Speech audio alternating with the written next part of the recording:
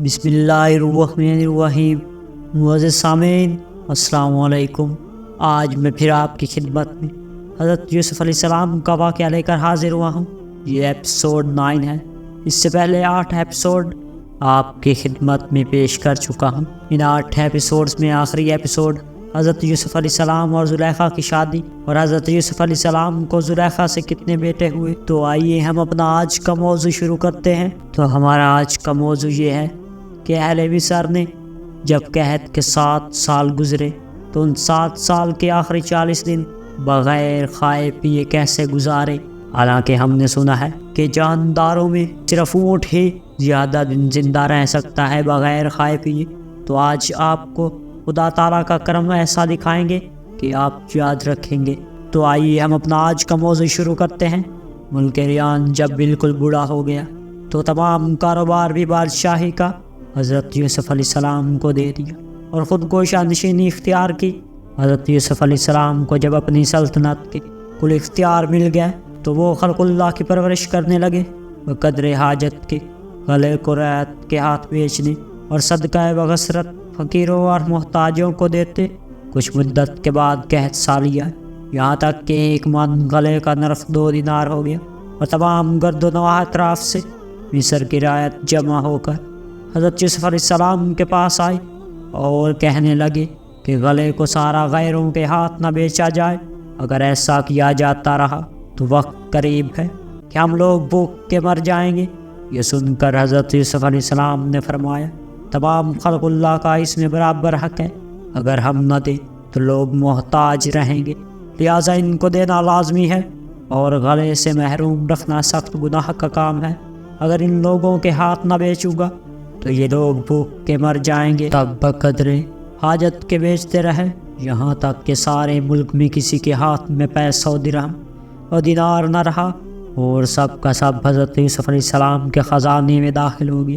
پھر جب دوسرا سال آیا تو تمام مویشی لوگوں کے باؤز غلے کے حضرت یوسف علیہ السلام کے پاس بک گئے، اور تیسرے سال میں تمام لونڈی باندی باؤز غلے کے حضرت یوسف علیہ السلام کے پاس بک گئے، اور چوتھے سال میں تمام کپڑے وغیرہ اور جو کچھ تھا حضرت یوسف علیہ السلام کے ہاتھ میں بیچ کھایا، اور 5ویں سال میں جو کچھ زمینیں تھی بیچ ڈالی، اور 6ٹھے سال میں لوگوں نے اپنے بیٹے بیٹی کو باؤز غلے کے ہبہ کر دیا، اور 7ویں سال میں لوگوں نے اپنی ذات کو حضرت یوسف علیہ السلام کے پاس اجرت میں دے دیا۔ اور کوئی آدمی بھی سارے ملک میں ایسا نہ رہا کہ تمام نوکر چاکر خدمت کار لونڈی باندی حضرت یوسف علیہ السلام کے نہ ہو گئے۔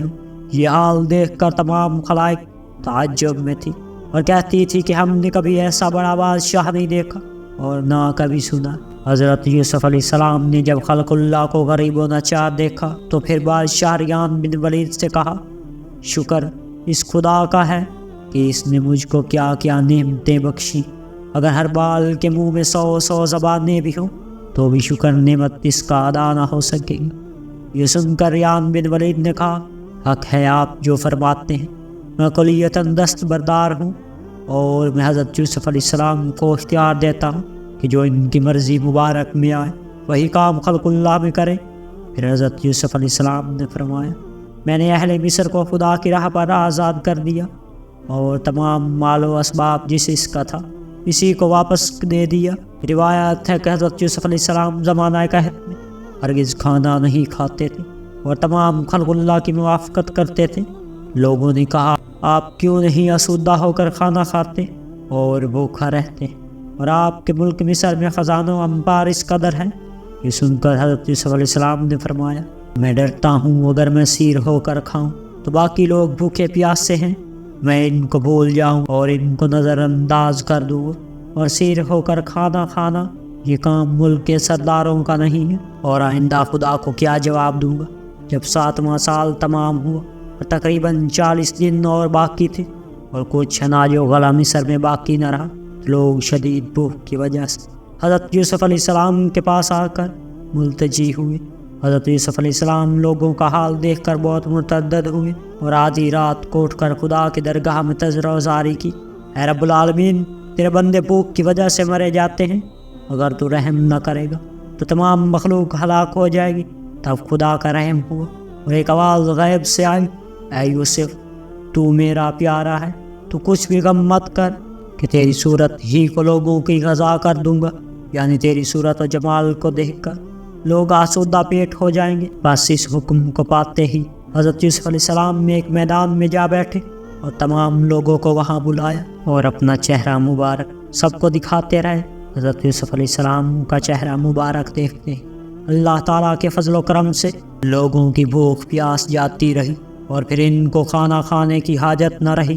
40 دن کا قحط اس طرح سے گزر گیا اور 8ویں سال میں اللہ تعالیٰ کے فضل و کرم سے کھیتی بہت اچھی ہوئی اور اناج بے شمار پیدا ہوا اور تمام مخلوقات خدا نے اس قحط سے نجات پائی۔